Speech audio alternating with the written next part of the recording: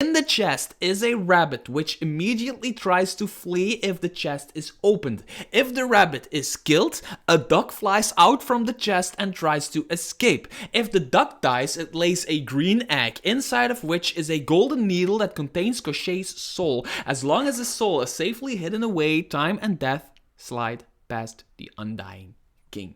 I've been running a group of adventurers through the Midgard campaign setting by Kobold Press for a while now, and the main antagonist, the main bad guy of my story, of my overarching campaign story, is Grandmother Winter herself, Baba Yaga. And although her legend is not exclusive to the Midgard campaign setting or Kobold Press in any way, Kobold Press actually does a really good job of bringing her lore into their world. They have everything from lore, storytelling, adventures, stat blocks, magic items brought into the Midgard campaign setting. And this is me combining all of that and telling you why Baba Yaga is the best and coolest villain to use in your game. Now, I'm going to get this straight. In order to use Baba Yaga fully as a main bad guy and main antagonist in your story, in the Midgard campaign setting or anywhere else, you need a lot of books.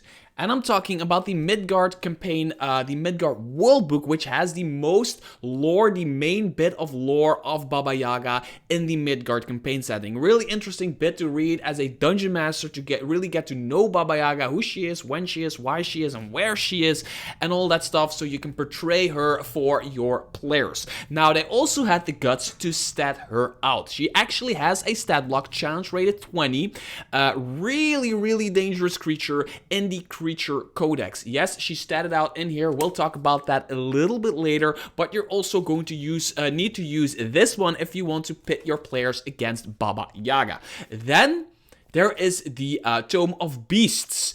The thing is, Baba Yaga has 3 horsemen who are actually like her henchmen, kind of slaves, kind of guards kind of thing, and there's 3 of them, and they are statted out in this one. So in order to get the full experience, you will also need to have your hands on this one. Now, if you want to introduce Baba Yaga by using an adventure that actually introduces Baba Yaga, you're also going to need a copy of Tales of the Old Margreve. Now, this is, to my opinion, still one of, if not the best books by Kobold Press so far, but it has an adventure, I think it's level 7 or 8 adventure, where your players actually meet Baba Yaga herself. So if you want to get the full experience and you want the adventure, you want the stat block, for her minions, and you want the main bit of lore of Baba Yaga to use as a main bad guy in your campaign, you will need all of these books, which are a lot of books. But for me, I have all the books, so I can use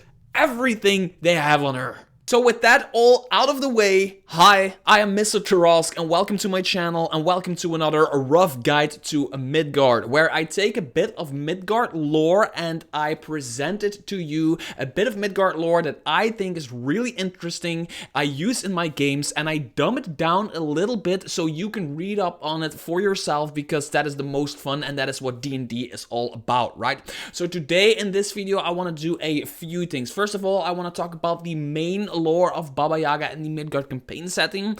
Then I want to talk about her stats and why she's really dangerous. And I also want to talk about why she is really set up to be a very good villain or antagonist or story driver for your game. And I also want to go into the adventure they present in Tales of the Old Margreve.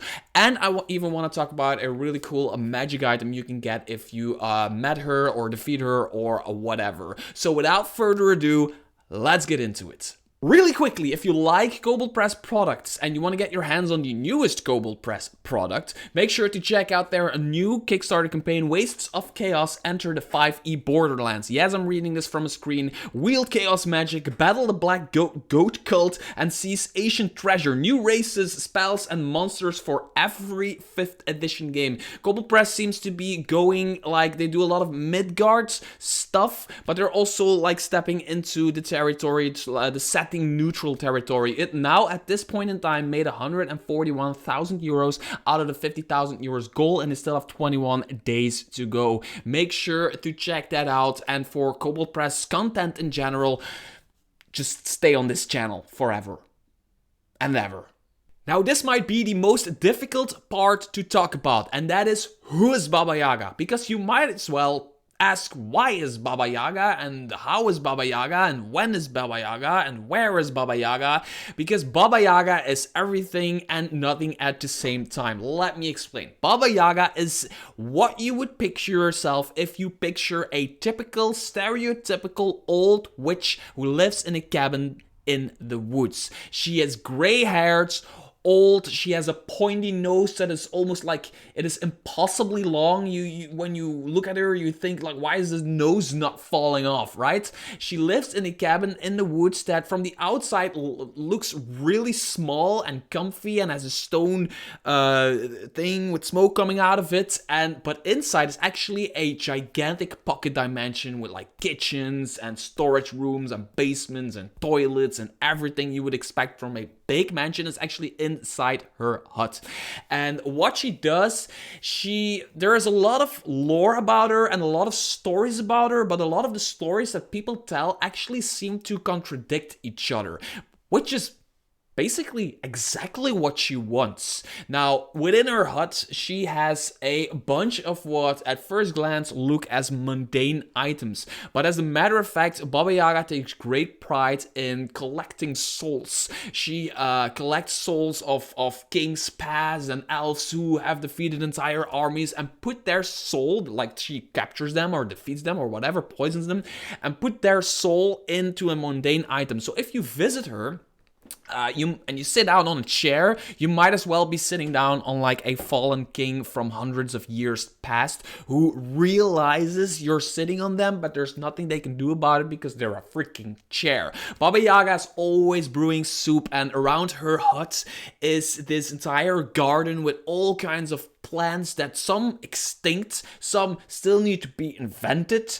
because Baba Yaga, there is the story that she can travel through space like we can, but she can also travel through time in the same way. So she can go over there and over whenever and wherever she wants, which is really, really weird to wrap your head around, but that's basically what she can do. At least that is what the stories are saying. Nobody knows how old she really is, so she might as well have souls of many kings past, and I don't know, there might be a freaking elder brain that is now a freaking jar on the shelf of Baba Yaga's hut. Baba Yaga also has a lot of servants. She really takes pride in her servants. I will talk about 4 basically of her main servants that come up in these books by Kobold Press that you can use in your campaign if you're using her as a bad guy. And these servants alone are already really strong, but she is like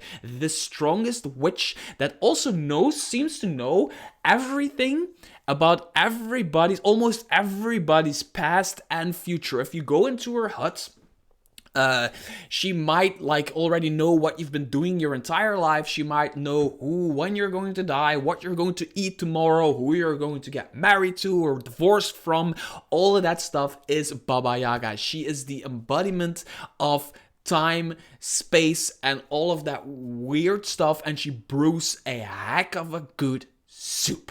Now I'm constantly talking about visiting her, which is actually a possibility. We'll see that in the adventure that I talk about later, but some people actually say she was super friendly and she offered them soup and she talked about lore and she talked about history and she talked about the arcane and everything she knows, and she shared a lot of her wisdom with those people. And other people said she was really evil and like ate the entire party, and only one was able to run away and get away from her. And that's basically who she is. She has her own agenda and nobody really knows what that is. So if the players encounter her hut, they are basically, they don't know what is exactly going to happen, and you as a dungeon master can really decide what Baba Yaga wants from them, if she wants to be friendly and helpful, or if she wants to like literally poison them and eat them alive. Also, looking for her absolutely does not make any sense because she chooses to be found. Next, I want to talk about why she is set up, at least in the Kobold Press books, to be the perfect story driver of your campaign. I want to talk about three things: mobility, information, and minions. Let's start with her mobility. Baba Yaga's hut is basically also her mode of transportation, because weird as it might sound, the hut can get up and it can spawn two enormous chicken-like, Tyrannosaurus-like legs, and it can run really fast. 50 feet per round as a base speed, which is already really fast, but a few times a day, nobody really knows how much or whatever, it can jump across a distance of miles, and also nobody really knows how far it can jump. But of course, this spawns stories from villagers who once on the horizon saw Baba Yaga's tiny hut jump out of the forest into the mountain range. And this is, for me, lore-wise, a perfect opportunity as a dungeon master to have this story driver. That's what I call it. It's at the place and time where it needs to be. If Baba Yaga chooses to interact with the players because she basically knows what is going on at all times, she can do so in a moment's notice by just commanding her hut to jump across the entire continent of Midgard all the way to the Southlands, probably in a matter of hours, days, or maybe like 1 week. She'll end up in the south of the Southlands, and a week later she's up in the Northlands, and she can be there whenever and wherever she wants. That's, for me, a really good opportunity, and it actually makes sense within the lore. Then there is the information part, as Baba Yaga knows a lot of things about a lot of people and a lot of stuff that is going on in the world. She is the perfect creature, the perfect NPC for your players to encounter when they're kind of stuck in your story. Especially like in for me, for example, I was running like more of this sandbox type thing, and my players were kind of getting lost where they needed to go in order to progress the main story. So they just happened to be in the Old Margreve forest from the Tales of the Old Margreve by Kobold Press. So I had them encounter Baba Yaga, run the adventure of Baba Yaga in here, but also I had them talk to Baba Yaga, and although she was speaking in riddles and was constantly like talking about two things at once, and the players needed to like figure out what she meant with what and all of that stuff, she actually helped the players solve some mysteries and get some new information in order to progress the story. Now, since she can be at any place at any time she wants, basically, and she has a lot of information, for me, Baba Yaga is the ultimate creature, the ultimate story driver, that's what I call it, to do stuff like that. Your players can end up in her tiny huts, and also it is just really a good opportunity in between like this dungeon crawling and forest crawling and whatever mountain crawling to actually have this role-playing encounter with a really wicked, evil, or maybe not even evil, witch. Let's talk about Baba Yaga's minions, because she takes a lot of pride in her minions. She actually has a lot of souls that she collects, like I said, in the lore section of this video, a lot of souls that she collects, but she also always has people who are still functioning and haven't been turned into a freaking frog or something that actually work for her, and the reasons that they work for her aren't always really clear, and people tell all different kinds of stories. One of her minions, or should I say three of her minions, which is like one thing they're together, are the horsemen, the Baba Yaga's horsemen, the three horsemen. They are the Bright Day, a Red Sun, and a Black Night. So Bright Day is a really young warrior who is like young and dexterous and still moves around a lot. Then you have like the normal age person who is the Red Knight, actually the Red Sun Knight, and then you have a really old man who is called a Black Knight. So you got morning, day, and night represented in these three knights with a K. So here are actually the horsemen, and there's a lot of lore to it. Like there is this lore section to it. But basically, you can never have more than, like, you can never have more than one of these in the material plane at the same time. Meaning, the material plane, once you step in the garden part of Baba Yaga's hut, you are basically in another plane. You're not in the normal material plane anymore. So 2 of these are always there or in other planes pointed by Baba Yaga, but in the material plane you cannot have more than 1. If you, with magic or with other stuff, decide to have more than 1, it becomes really dangerous, and having 3 even can really like mess with time and space, and it is what Emmett Brown in Back to the Future was always scared of, like, it will mess with time and space, the time and space continuum, and shit will hit the fan, and we don't want shit to hit the fan because nobody wants to be covered in shit, right? So the Black Horseman, and this is like one of the reasons why Baba Yaga is set up to be a perfect villain, because before people even meet Baba Yaga, or after, they can already meet some of her minions, who aren't really minions. They are more like mini bosses before you go to Baba Yaga, in order to like really tease Baba Yaga's lore before the players get to Baba Yaga, which is, I think, is really cool. And all of these have different, can see perfectly normal magical darkness. So this is the Black Knight Horseman, who is the oldest, challenge rated 11. They all have like these kind of different stuff. Temporal strike. When the horseman strikes a target with a melee attack, in addition to taking normal damage, the target must succeed in a Constitution saving throw or age 3d10 years. A creature that ages this way has disadvantage on attack rolls, ability checks, and saving throws based on strength, dexterity, and constitution. Until the aging is reversed, a creature that ages beyond its lifespan dies. A creature that ages beyond its lifespan dies immediately. The aging reverses automatically after 24 hours. Really dangerous if you use this on a human. You can use this on an elf, you can use this on a dwarf, and I would personally, really as a dungeon master, no, I would not. I have personally used this, but I will always use this on the elf or the dwarf or whatever, creatures that live longer, because it functions kind of as a scare tactic more than just outright killing people from old age. So there was a human in the party, but I didn't target them, but they got scared shitless because it happened on the elf, and they were like, oh no, if this happens on me, I'll probably die from old age or whatever. So in order to use this, you need to know the age of your player characters. So it's really, I advise you to like 2 sessions before you kind of use these, or maybe like in the start of the campaign, ask the age of the player characters without like making a point out of it. Maybe like somebody in an inn who's hitting on them asks their age. There's the Bright Day Horseman, who is way younger. He is also challenge rated 11, and he has he has the same age. Wait, where is they have like really he's dark vision, resistance to cold and fire and other spells. So he has Sacred Flame and Daylight, while this one has Ray of Frost and Darkness. The Horseman can see perfectly in normal and magical darkness and is immune to cold. And this one just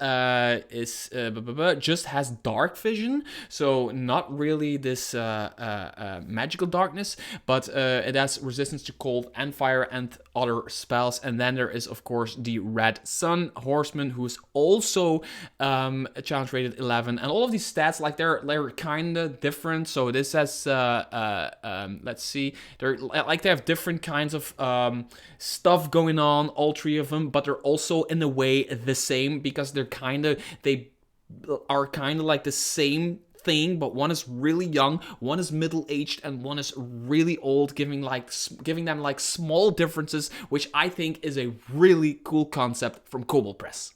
Then there is what might be my favorite wizard of all time, called Koschei. He is the wizard that you picture yourself if you picture a wizard. He's like Gandalf, Saruman type of dude who's just a wizard with a sword, and I absolutely love him. He's a challenge rated 17 wizard, and as a matter of fact, he's his own thing. he isn't really a minion for Baba Yaga, or he hasn't been a minion of Baba Yaga, that guy, but she has his soul, so now he basically is. Koschei, the king of an ancient land, feared death so much that he turned to his dark magic to stave off his demise. He discovered a means to protect himself from both time and injury and transformed himself into something both greater and less than human, similar to the transformation into a lich. Koschei became an informal fiend. So he's now something like a lich, but different, more in the wizard street. But the really ridiculous thing is, the next stuff is really ridiculous, but really Kobold Press and really funny. Koschei cheated death by separating his soul from his body and hiding it in an iron chest, buried beneath a tree on an island. In the chest is a rabbit which immediately tries to flee if the chest is opened. If the rabbit is killed, a duck flies out from the chest and tries to escape. If the duck dies, it lays a green egg, inside of which is a golden needle that contains Koschei's soul. As long as his soul is safely hidden away, time and death slide past the undying king. But the lore says that Baba Yaga has his soul.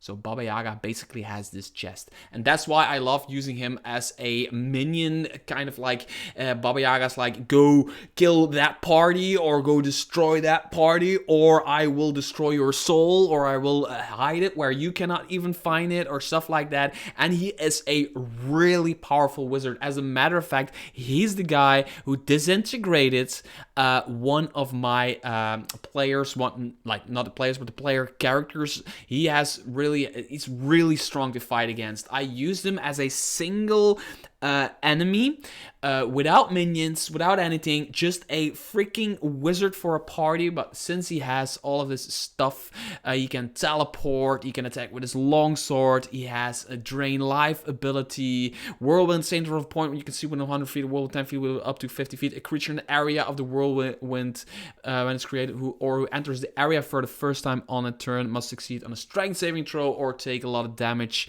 Yeah. It is just, you can disintegrate people, you can do a lot of stuff, right? Here's the spell, disintegrate, meteor swarm, true polymorph. So he is really a force to be reckoned with. And since he's challenge rated 17, and the Horsemen are each challenge rated 11, there's a lot of stuff you can use before people come up to Baba Yaga, who has a stat block of her own. But you have 3 people of level challenge rated 11 that the players maybe need to defeat. Then you have Koschei, challenge rated 17, but he's way stronger than that. And then there is Baba Yaga herself. And then it's time to get into Baba Yaga herself. And yes, I've put on another sweater, but that's because I live in Belgium, and in Belgium you can have 50 different kinds of weather in 1 hour, basically. So now I'm cold, so I'm wearing a sweater.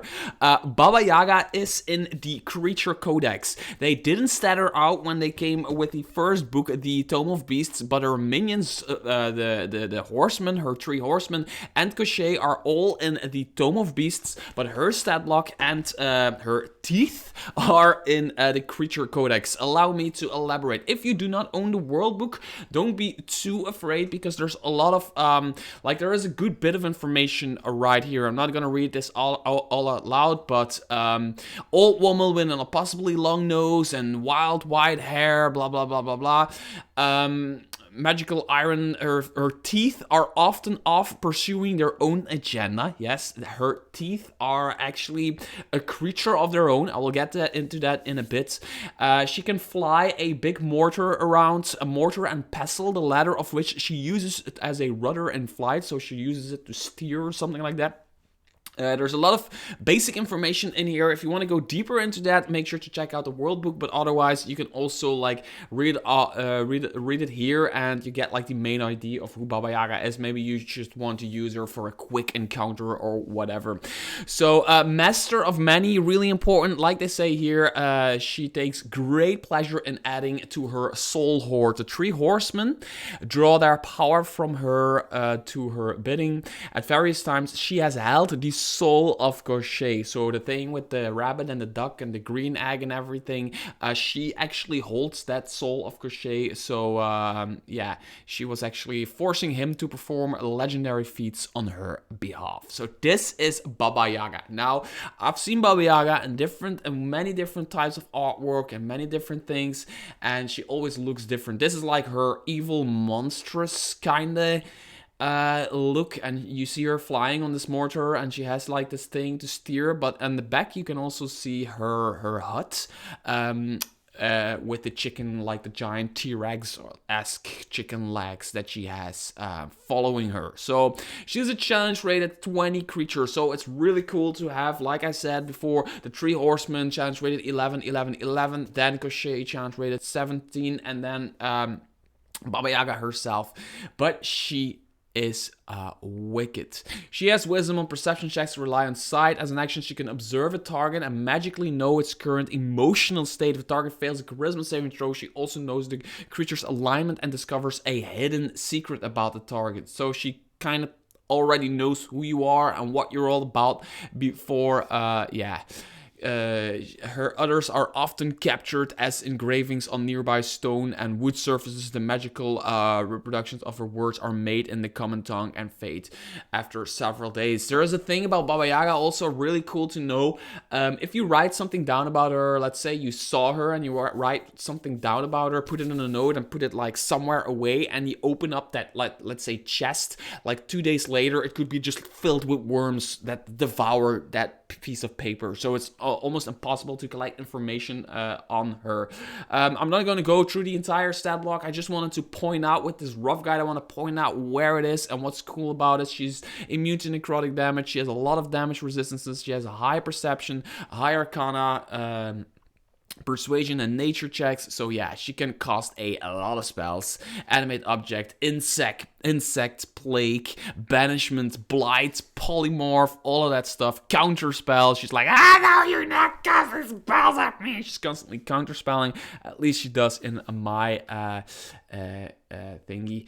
She also has that She also has a breath weapon.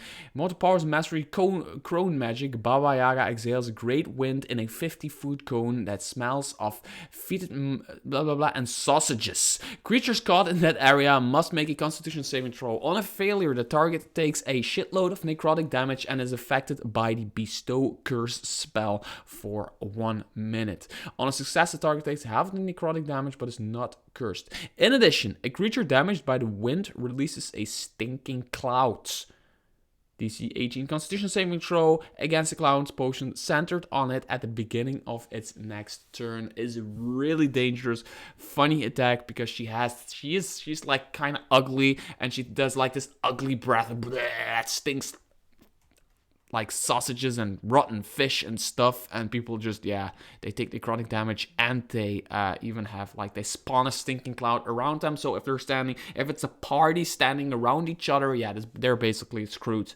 When Baba Yaga's turn ends, she can take an additional turn. A creature able to see Baba Yaga dance through time has its understanding of the universe challenged and must succeed on an intelligence saving throw or be stunned until the end of the next turn, because they're like So, yeah. But another cool thing, she has legendary actions, of course. She's a big-ass creature that you don't want to fight. Legendary resistance, all of that stuff.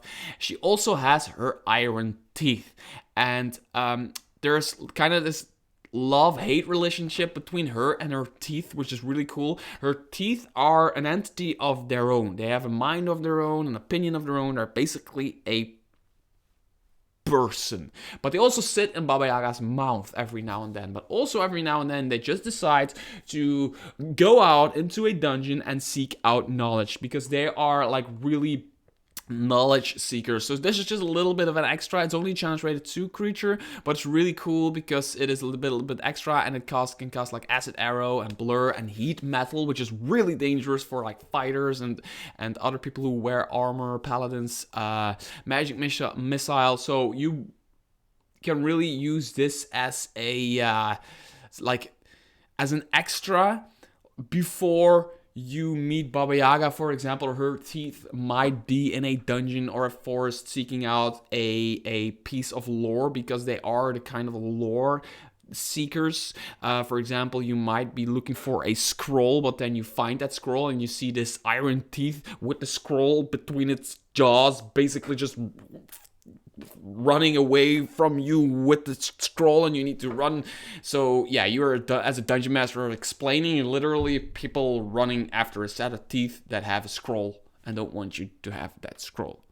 So here is how I use Baba Yaga in my main campaign with my main party. Now, there aren't going to be any visuals here or anything special here. It's just me explaining how I introduce her in my campaign. And there are timestamps in the video, so if you want to skip this boring part, skip it. But otherwise, if you want to get some inspiration from me, maybe keep listening. So my players started playing in a campaign setting that I call the Known Lands, which is basically my own campaign setting. And it is this entire campaign setting, and suddenly creatures that didn't belong in that campaign setting started showing up and destroying the entire place. And they all seem to come from the same direction. So my players went to investigate, and it took them in real life 2, maybe 3 years in order to get to something called the Southern Keep, which is the most southern part of the Known Lands where dwarves used to live. And very long story, cut very short, they found a room full of portals.